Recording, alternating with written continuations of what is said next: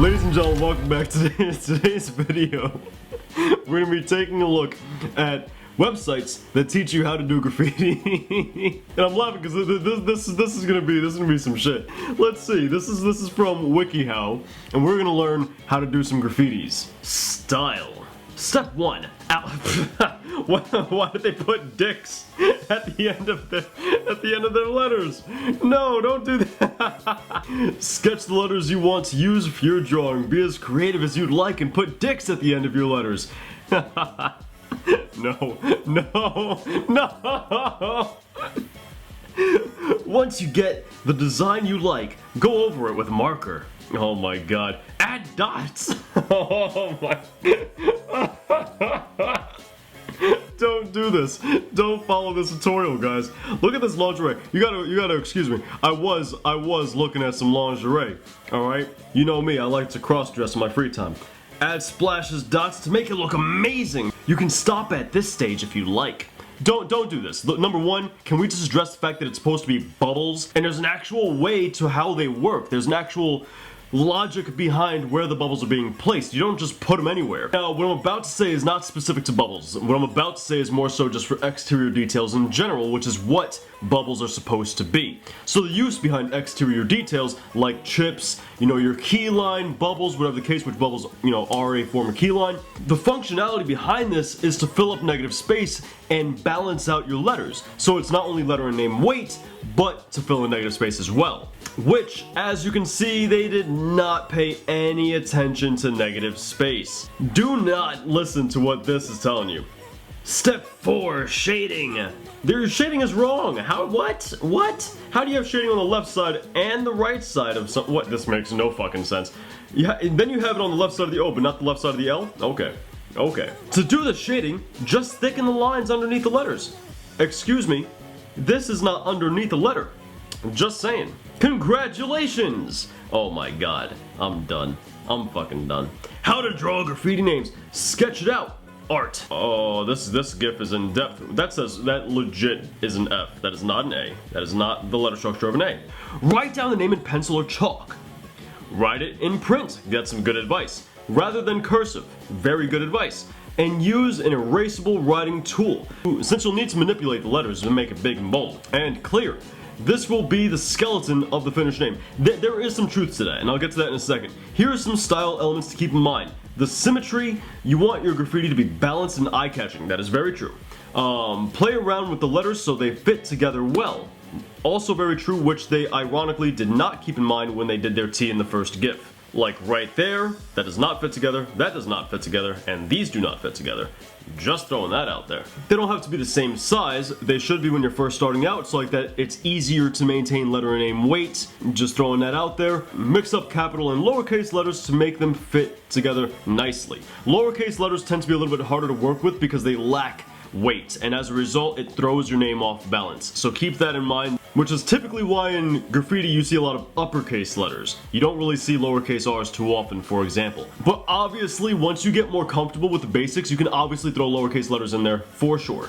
The first and the last letters should balance each other out. For example, if you're writing the name Joseph, play with the J and the H to create a frame for the rest of the letters. You can add a hook to the second leg of the H so it matches the hook of the J. So what they're talking about here is letter and line uniformity and similarity, and that should be applied to the whole entire piece. And they're also talking about letter and name weight. What they're doing is they're kind of mashing that into one lesson, and that's not a good idea because one very much affects the other. So you do want like your first letter to balance out your second letter. That is a very easy way in order to kind of tip the scale for a letter and name weight. However, this is more so done with the sizing of the letters as far as how tall, how skinny, how thick, or the overall width of the letter. That's how that's done. It's not really done with the sake of flow. Line, letter, and uniformity is to build up flow, which makes everything look cohesive, which you kind of need in negative space management in order to go ahead and make sure that everything is close enough to have flow. A lot of graffiti artists write words in an arc rather than a straight line to give the design some extra punch.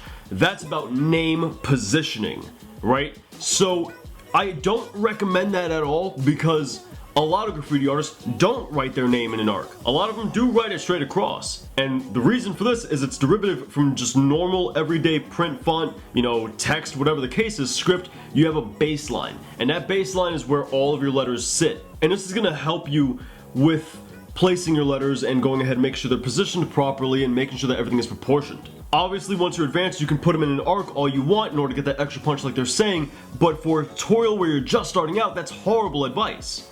And now, oh my goodness, look at this letter and name weight on that R, that massive bull with a little tiny puny baby leg doing absolutely nothing. And then that negative space management on the T makes absolutely no sense. Just the weight in general across the entire name is really bad. Turn the letters into blocks or bubbles. Draw around the original letters to create a large 2D sketch of the name. Block letters have straight lines and sharp corners, while bubble letters are more rounded. Alright, can we just stop here? Straight letter, throw up. Straight letter, throw up. Straight letter, throw up. Throw ups are typically more rounded, so they're easier and faster to do, and don't take as much time. That's the whole functionality behind the throw up, because they were initially used for illegal graffiti, which had to be done quickly. That's why they're done much more round. Also, throw ups lack negative space between letters as well as within the individual letter, which also lends itself more to that rounded style, as to where straight letters are the first form of pieces, the most basic form of pieces, and those are more blocky. But this is directly derivative of print font, where the skeleton of a straight letter is the basic print font, which I give them props. They did touch on that. They did say draw, draw the letter and then draw around it. That is a very easy way to like kind of learn how to do print font into straight letter, like directly into it. For example, we have an S in print font. I can go ahead and draw around said S in order to show you the straight letter version of it, and then you just color that in order to have your straight letter. Now that's obviously not the way you'll be doing straight letters the entire time you're doing graffiti, but just to get the concept of transitioning from print font to straight letter, that's kind of how it works. So I do give them props there. Hey look, my own website pops up, like the actual website, how to do graffiti basics. I'm telling you, I give you guys all of the information needed in order to be able to do basic graffiti. How to be a graffiti artist. Step 1, some terms you may need to know and some brief graffiti history. This should be interesting. Toy. This can have many different definitions, but they're all generally the same. It's someone who is new to graffiti, someone who doesn't fully understand the rules of graffiti, someone who simply lacks style. That's not correct. It should be someone who's not really good at graffiti. Not necessarily style, because style does not make you a toy. Think of like someone like Taki183. He does basic print font. He's not a toy. Shit. If shit is not a terminology of graffiti, that's just a word. What? Stop. I'm sorry. I already disregarded this whole entire site just because of that. I can't take it seriously after that. Writer's a graffiti artist? No, a writer is a graffiti artist who does it illegally. That is a very specific term. Like, writer is specifically somebody who breaks the law with graffiti. Not every graffiti artist is a writer, but every writer is a graffiti artist. Keep that in mind. The throw-up could also be an art into itself, it's true. Mostly like streets and trains and get your name around, these can be bubble letters. Step 6, the piece. This really shows how good you are. There are many different styles of these. I see these steps and all I can think about is that weird top 10 guy who comes out with those videos that are like, some graffiti artists do these in wild styles across the world. that dude. I know a lot of you guys know exactly who I'm talking about, but I can't think of his name. There are many different styles. Oh man. This is a semi-wild style. It's not as complicated and it's easier to read. They're meant for more street type of things and spreading your name. What? No, it's just a piece, man. Don't read too deep into it. It's just a fucking piece. That's all it is. So, I have to give this guy credit. They have a couple of mistakes here and there in their tutorial, but it's really got some good information. It's got some very important errors. But they do hit on some good points, like number 1, don't do graffiti on churches, schools, cars, private property, stuff like that. I think we hit the big one, guys. I think this is it. I think this looks like a super dedicated website to learn how to do graffiti. This is gonna be interesting. Graffiti drawing inspiration and tutorials. How to do graffiti. Yes, yes. Let's do it. How to draw your first tag. I can already see the very tops of these letters and I'm done because they're going too far, too fast. This is only step 2.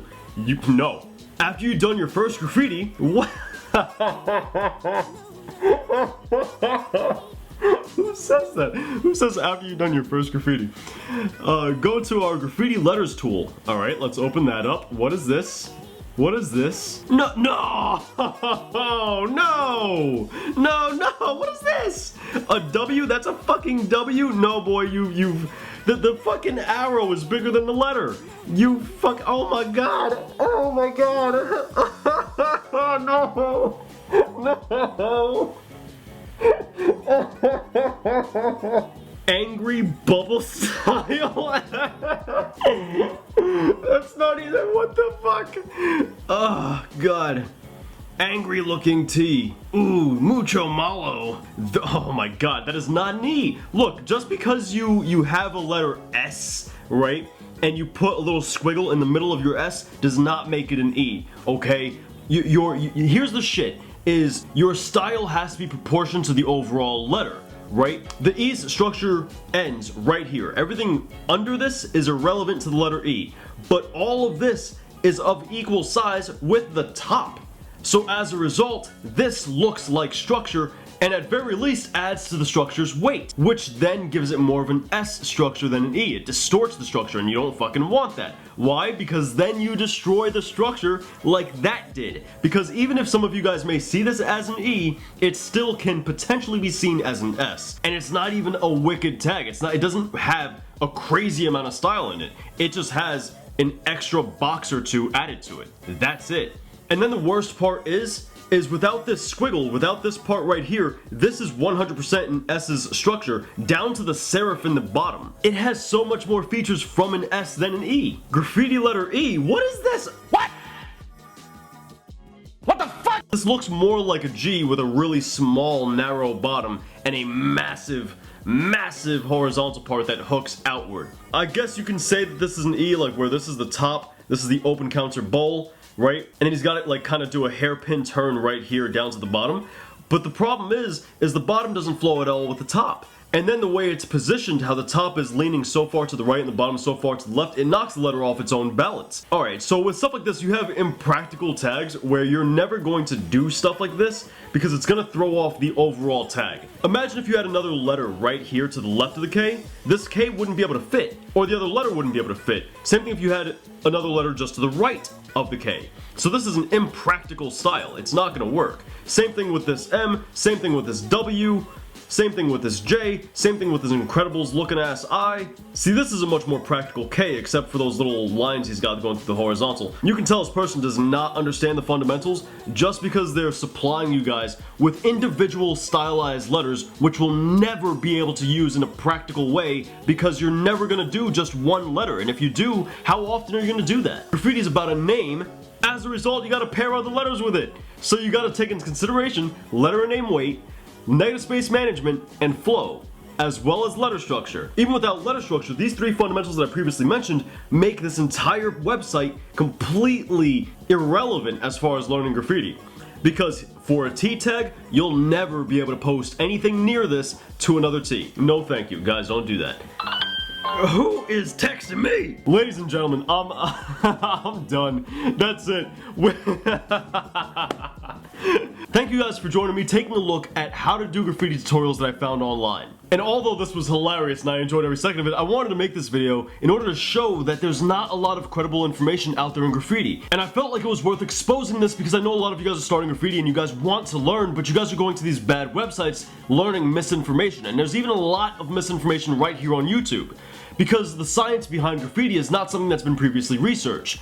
And most graffiti artists have no idea that the science behind graffiti is something that even exists. They don't know what the fundamentals of graffiti even are. And even graffiti artists who know of it can't really teach it or explain it because they don't know enough of it. So once again, I wanted to do more of a funny video as well as kind of shine some light on the topic as well. If you guys would like some credible information about graffiti, we have some playlists here for you. Once again, I got the most credible information about graffiti you can possibly find online. There isn't a better place to learn graffiti. Anyway, for those of you guys who enjoyed the video, be sure to drop a like and share it with somebody who you think will love it as well. For those of you guys who are new here, we come out with weekly art videos, so be sure to subscribe. It's the best way to get our content first. And, you know, YouTube is doing this thing where they don't really give you guys the videos, so be sure to turn on that notification bell. I don't really like asking things like that, but YouTube has kind of put us in a bad spot, and this goes for all creators. Anyway, I appreciate you guys viewing the video. I'll catch you guys next time, but until then, peace.